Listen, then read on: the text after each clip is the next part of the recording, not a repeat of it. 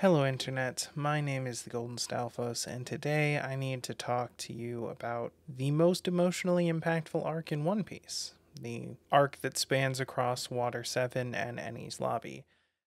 Some people count it as two arcs because so fucking much happens and because it takes place on two different islands, but everything that happens on Water 7 is build up for Enies Lobby, and there's no world in which you can count the build up for an arc as its own arc.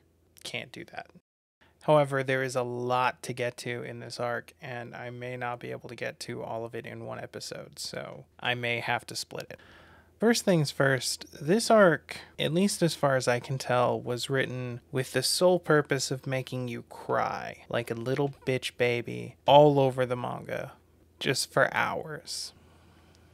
When we first get introduced to this new island and this new arc, it starts off just fine. There's a little bit of a conflict with an admiral, just to kind of show us that, yeah, our heroes think they're hot shit, but no.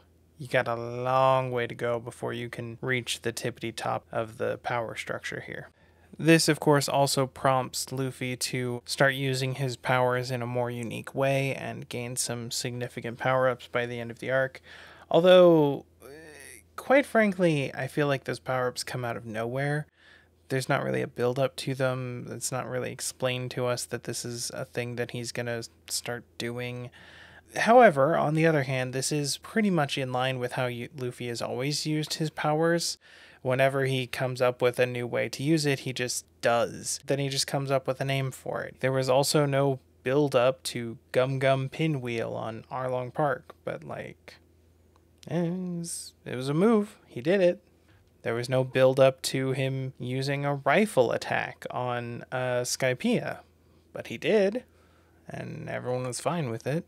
So while it may feel cheap that he got a big power up basically out of nowhere, when you think of this less as a power up and more as a new application of his abilities, it fits in line with how he's used new applications of his abilities before. Right after that, we get taken to the island of Shipwrights, just in time because their ship needs repairs, or so they think. As it turns out, the Shipwrights let them know that the ship is beyond repair, and they just have to scrap it and get something new. This is because the keel is broken, and if you know anything about ships, you know that you can't use a ship without a keel. It's like the centerpiece. Replacing it would basically be building a whole new ship.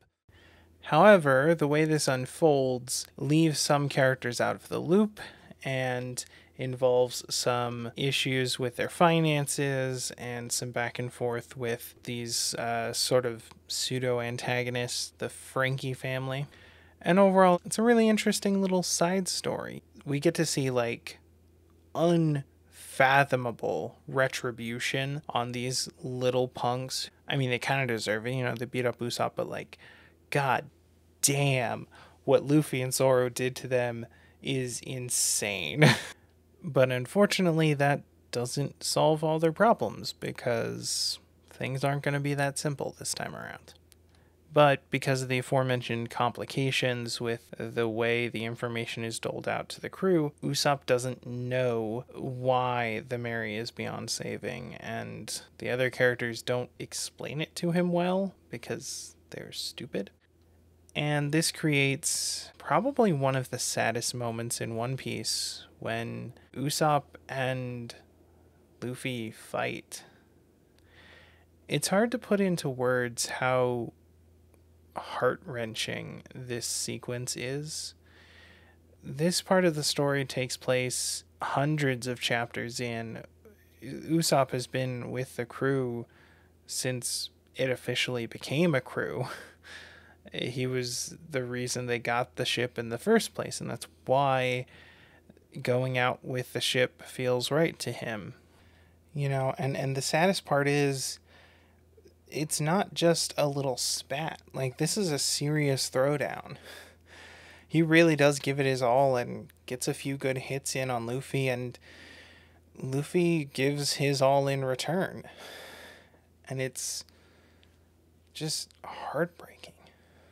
Not only is this battle significant because of who's involved, but also because of what it represents for the team. Robin has disappeared, the ship is changing, and now you're losing Usopp? This is also the first time that any of the Straw Hats have seriously fought with each other. There was a weirdly comedic thing where Luffy and Zoro fought each other on Whiskey Peak, but that was not at all serious. And I think it hits especially hard because Usopp is a very relatable character. Like, sure, he's a liar and a braggart and whatever, but like, he's a character with real human flaws. He's weak, but tries to be strong. He's afraid, but tries to be brave. He's small and out of his depth and lost in this world, but he really, really wants to step up and earn his place as a brave warrior of the sea. And that's noble and shows how each of us want to succeed in life and, the things that we struggle with. Nothing comes easy for Usopp. And so seeing this character that we can all kind of relate to and that has really pushed very hard to get this far, seeing him go it's just so sad. The story moves on from here. There are some developments involving Robin and Frankie and all of that stuff. But we're kind of left in this emotional lull for a little while. We get some more information about Frankie, where he came from and stuff like that. And his backstory is also pretty emotional, but because he's introduced as an antagonist and because of his over the top garish personality, it's really hard to get emotional about his backstory, at least for me.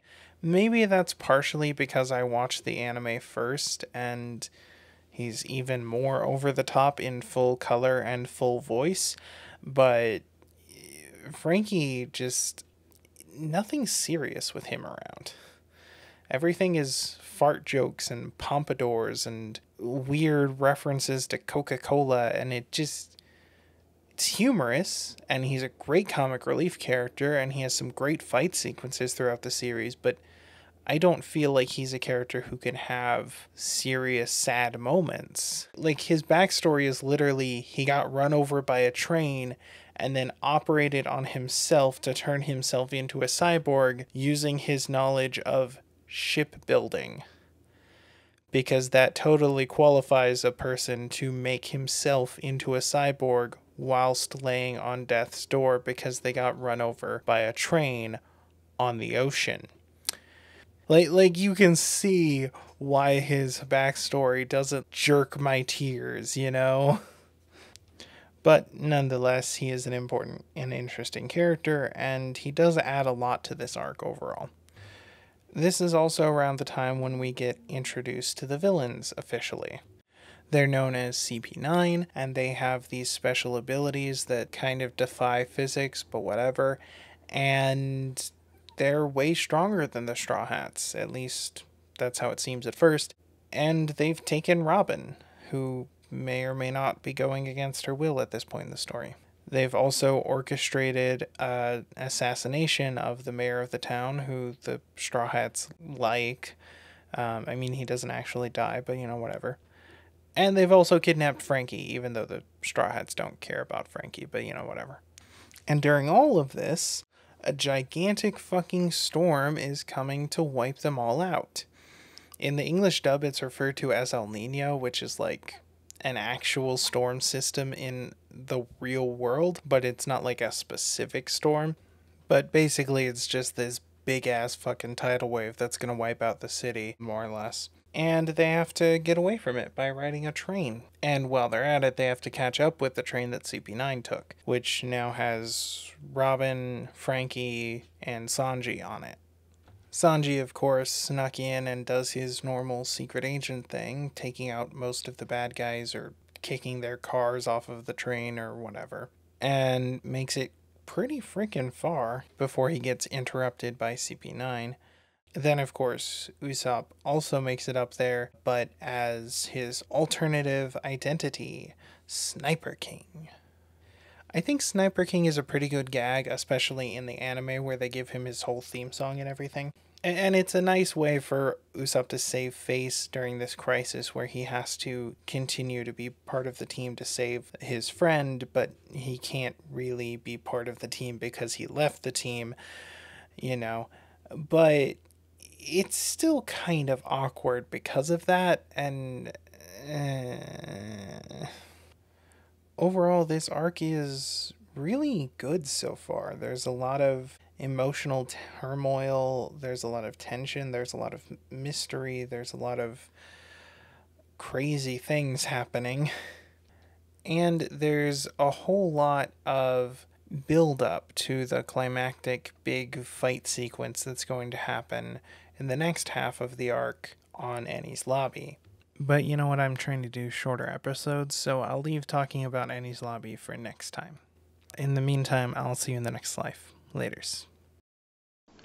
Alright, thank you guys for watching that video. Be sure to like, comment, subscribe, all that dumb YouTube stuff. Follow me on all my other social media stuff. I got Twitter, Facebook, Twitch, and I have a Patreon, if and only if you have money to burn. And if you do have money to burn, maybe consider donating to an actual charity instead. There are always a few linked in my description, just in case. I mean, I do appreciate it, but there's probably people who can use it more than me. Me and my girlfriend play video games she's never played before on twitch.tv/thegoldenStalfos every Saturday, sometime after 6 p.m. US Mountain Time. And also I sometimes use that channel to do challenge runs and game creation tutorials. So if you're into any of that, please check that out. Also, if you check out our streams and you like the performance that my girlfriend puts on, she streams by herself on her own channel called Awesome Possum Pie. And be sure to leave positive comments down below for my girlfriend who volunteered to edit my videos for free because she's awesome. And yeah, thanks so much for all of your support. And thanks again for watching.